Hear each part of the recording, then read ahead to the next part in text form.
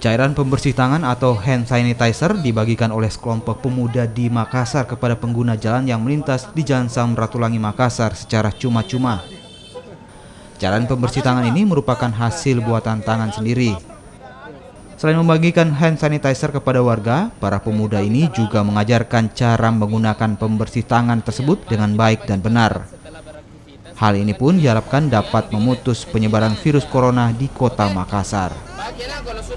Kami melakukan pembagian hand sanitizer itu di area Pantai Losari. Tepatnya kami bagikan kepada para pekerja yang pada saat itu membersihkan Pantai Losari.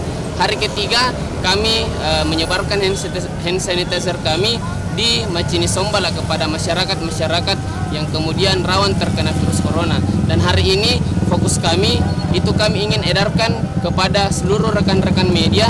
Ada tadi beberapa di salah satunya media Rakyatku dan Selebes itu sendiri. Besok kami ada planning membagikan hand sanitizer